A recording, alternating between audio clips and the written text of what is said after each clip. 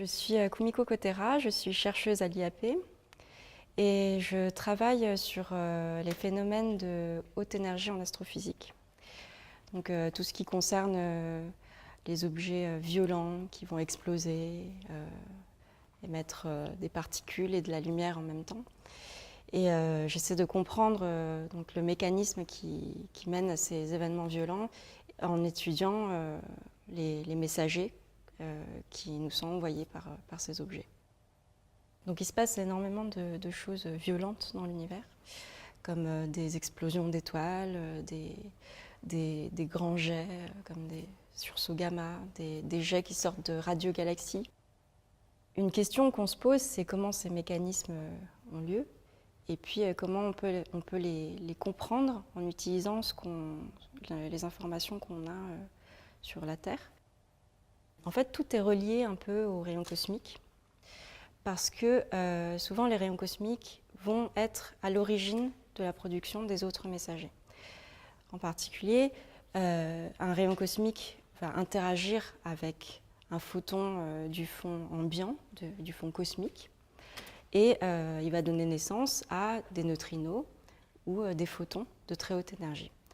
Et donc, en combinant en fait, l'information de peut-être les rayons cosmiques qu'on observe avec les photons secondaires et les neutrinos, on va pouvoir déduire encore plus d'informations sur ce qui s'est passé en aval.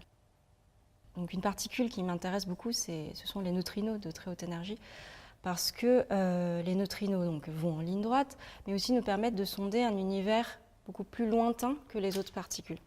En fait, ce qu'il faut savoir, c'est que les rayons cosmiques de très haute énergie, de ultra haute énergie, ne peuvent pas se propager sur des distances cosmologiques parce que s'ils viennent de trop loin, en fait, au cours de leur propagation, ils vont interagir avec des photons du fond diffus cosmologique, cette espèce de bain, de soupe de photons qui a été créée aux premiers âges de l'univers.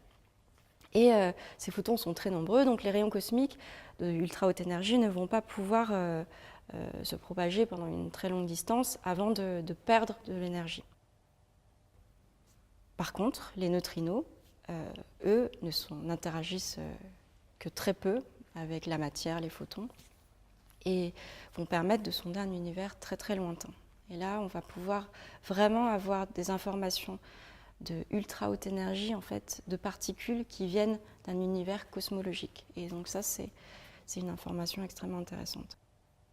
Je suis aujourd'hui très impliquée dans un projet de détection de neutrinos de très haute énergie, de ultra haute énergie, avec donc un projet qui s'appelle GRANT, comme Giant Radio Array for Neutrino Detection, qui vise à essayer de garantir en fait, la détection de neutrinos de ultra haute énergie. Donc, en fait, on a des prédictions théoriques qui peuvent aller assez bas en flux. Et en fait, avec Grant, on atteindrait vraiment cette version théorique la plus pessimiste et on garantirait vraiment la détection de ces neutrinos-là. Et dans des cas plus raisonnables, on arriverait à avoir assez de neutrinos pour pouvoir vraiment faire de l'astronomie neutrino. Donc ça, ce serait vraiment bien. Et c'est un projet qui peut paraître assez fou parce qu'on a l'intention de déployer des antennes radio sur 200 000 km², tous les kilomètres carrés. Oui, c'est énormément de surface et de matériel. Un projet qui peut-être se ferait en Chine. Et on est une petite équipe internationale pour le moment.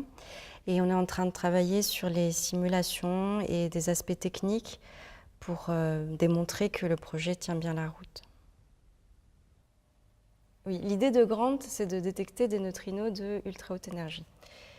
Mais détecter des neutrinos, c'est compliqué parce que, comme je l'ai dit, les neutrinos interagissent avec peu de choses.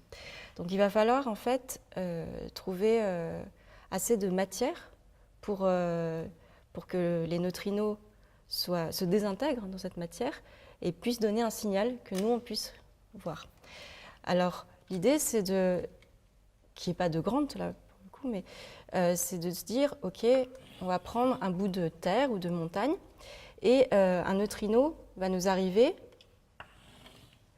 d'en bas, traverser la montagne, traverser assez de montagnes pour avoir une désintégration. Et ensuite, ça va générer une gerbe atmosphérique. Et en fait, ce qu'on va observer, c'est avec notre détecteur Grant, le signal radio qui va être émis par ces gerbes-là. Étant donné qu'on est limité quand même, il faut que la particule se désintègre, il faut qu'elle rentre dans la bonne masse de montagne, etc. On va avoir, et puis de toute façon, le flux de neutrinos en soi, astrophysiquement, est très faible. C'est pour ça qu'on a besoin de construire un détecteur immense qui va couvrir une région immense de la Terre.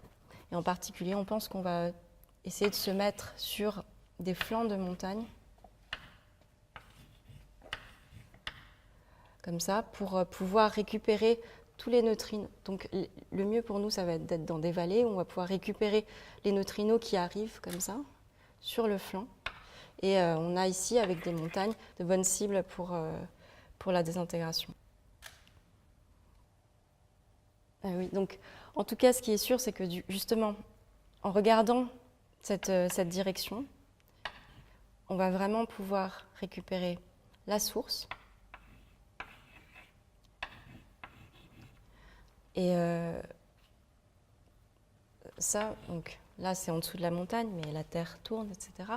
Et si jamais on arrive à avoir, en même temps que ces neutrinos, on arrive à avoir des informations en photons, ce qui est souvent le cas, même si ce n'est pas en photons de très haute énergie, ce genre de sources très puissantes sont identifiées en photons.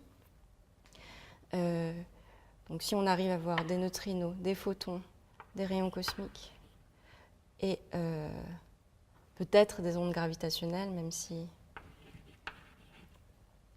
c'est d'autres canaux, donc c'est pas du tout garanti. En tout cas, ces trois messagers vont vraiment nous permettre de comprendre ce qui s'est passé ici lorsque ces objets-là ont été émis.